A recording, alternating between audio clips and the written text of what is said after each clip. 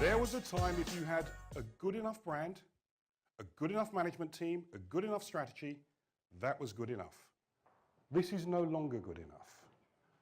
It is time for a new sort of leadership. Extraordinary times demands extraordinary leadership.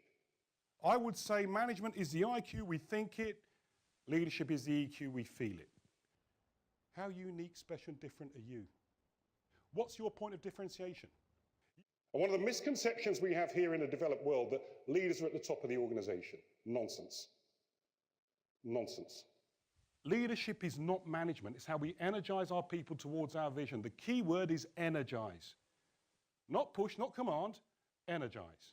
You can do the things that other people said could not be done if you lead. If you're really going to get the fan base that you deserve, number one, manage a little less, lead a little more. 3 men working on a building site in the burning sun.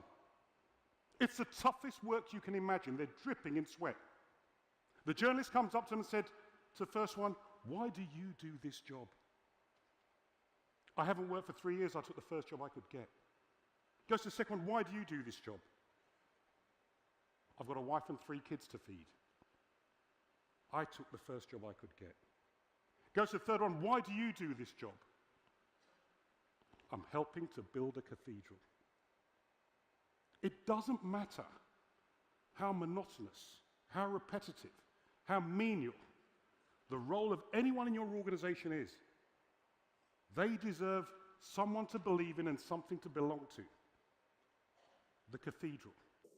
The bit that makes it special is the leadership, and I call that vision, people, teams, culture. And culture is the way we get things done around here. And culture is oh so much more powerful than strategy. Big, safe, secure, slow. Stories create culture. There was a time when organizations chose the talent. We live in a time today where the talent, if it's brave enough, can choose the organization. Listen, listen, listen again. The best communicators are the best listeners. There was a time when organizations around the world would challenge down and support up. And I hope this isn't ringing a bell here. Progressive organizations today know they need to support down and challenge up. Number one, the 4 most powerful words that any leader can use. What do you think? What do you think? You've just started to engage your people. Recognize them. Recognize every contribution, catch people doing things right. When we're doing innovation, who wants to work for the pessimist? And to be that leader, it's not what you say, it's what you do. A leader's born or a leader's made. I disagree with all of them. I think leaders are found. I think you've got a ton of leaders in your organization. They're not called managing director, they're not called VP.